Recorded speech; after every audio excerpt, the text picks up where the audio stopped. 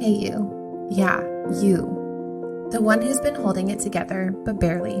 The one who's trying to be everything for everyone, but is quietly wondering, where do I fit in? Welcome to the LoveThySelfies podcast. This is your 10-minute pocket of truth, softness, and strength. I'm Melissa, a woman who's been through the mess, and the founder of LoveThySelfies. And this podcast, it's for us. Every weekday, I'm showing up to share the real stuff. The doubts, the breakthroughs, the things I wish someone told me sooner. Because loving yourself isn't always bubble baths and affirmations. It's crying in your car and still choosing to show up. It's unlearning the lies and deciding you're worthy anyway. It's being human and being holy in the same breath.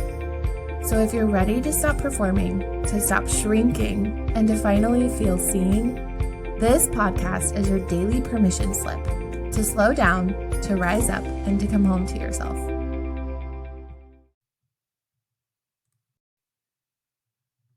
Welcome to episode 2 of the LoveThySelfies podcast.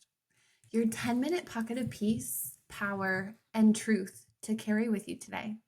I am so glad you're here. I'm your host, Melissa, a woman who's lived through some pretty messy moments, wanting to share what I've learned and how I've grown with you. Loving yourself isn't always pretty. Sometimes it looks like brushing your teeth at 2 p.m. and forgiving yourself anyway. Today, I want to talk about something we don't always hear in self-love spaces, that real self-love.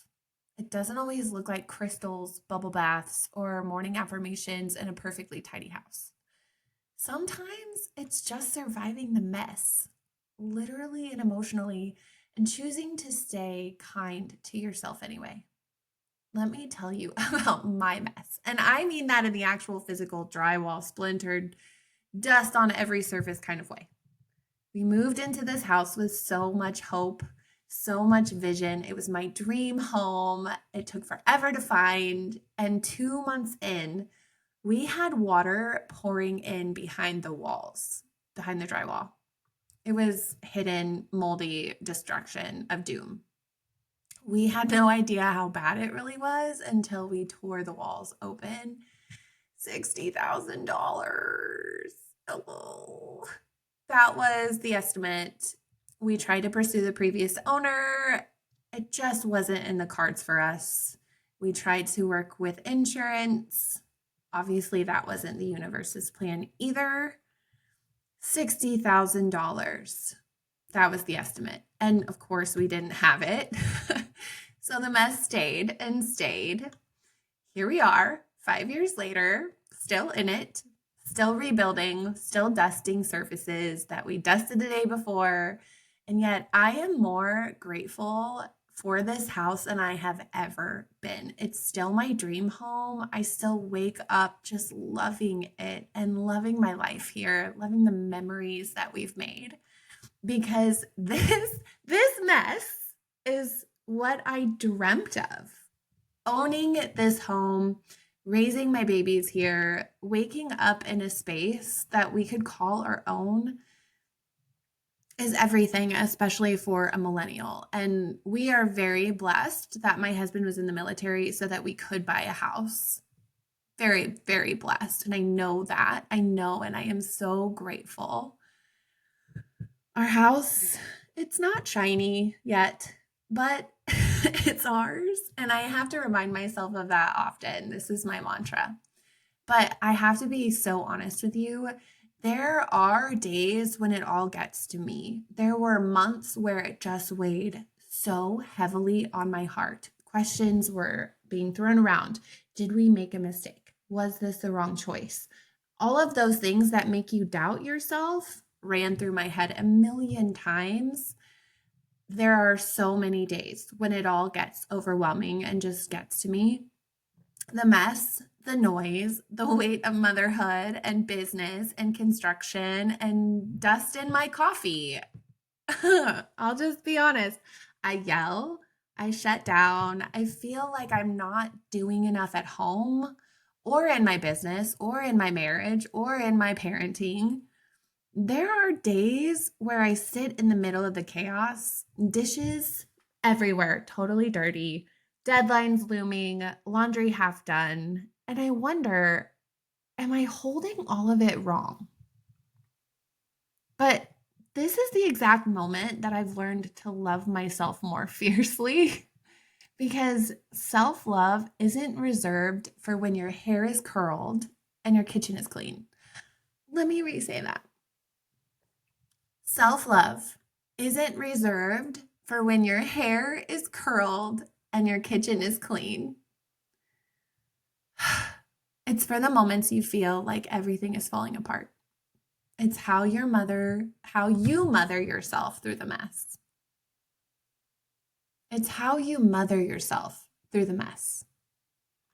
Lastly, I've been building something that has felt like pure alignment. A course, a company, a life that's rooted in everything I've always wanted to share. And I'm doing it right here in the middle of the unfinished walls and the noisy inner doubt. And I'm not doing it alone. My husband was recently laid off. He is walking this dream with me, and we are crazy. I know that. And I'm okay with it because I've never felt more in alignment with who I am meant to be, who I want to be, and how I want to show up in this life. We are building a life together from the ground up, literally and spiritually. 15 years into marriage, every day we wake up and we choose our faith in the universe. We choose love for each other.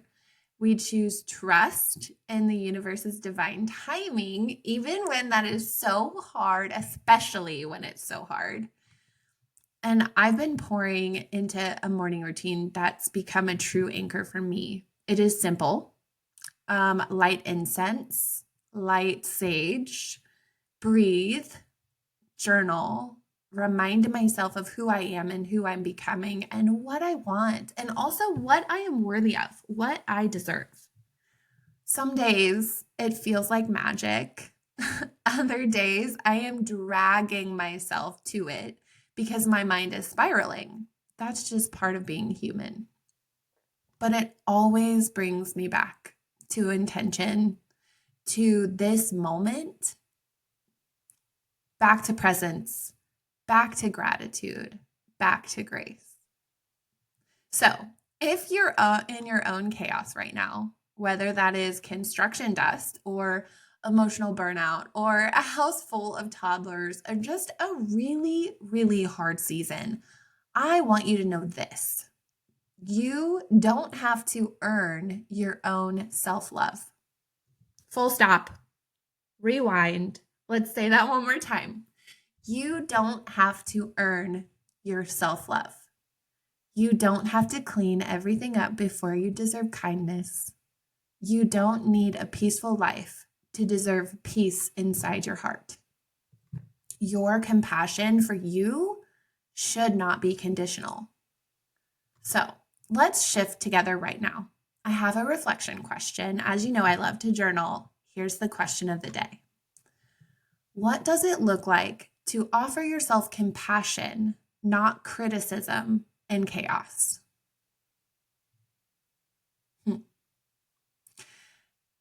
The journal prompt for today is today I will give myself grace by ... whatever that might be for you. Let it be simple. Take a breath, drink water, ask for help, not folding the laundry, not apologizing for resting. Whatever that looks like for you, take that moment today. Be that person and let it be simple. Our mantra of the day is, even here, I am worthy of love. Yes, even here in this messy moment, you are worthy of love. I hope you believe that for yourself because it is absolutely true. So let's take one small action of love for yourself today. And if you do, tag me, DM me, or just let it be a secret, sacred moment between you and you or the universe, if you believe in that. And if this episode met you right where you are, send it to a friend who might need the same reminder. We're building something beautiful here. Come back tomorrow for another episode. And until then, you can always find me on Instagram, TikTok, or on Facebook at LoveThySelfies. Remember, you are not behind. This is your becoming. Namaste. I want to thank you so much for coming today. If the episode spoke to your heart, please come back tomorrow. Share it with a friend.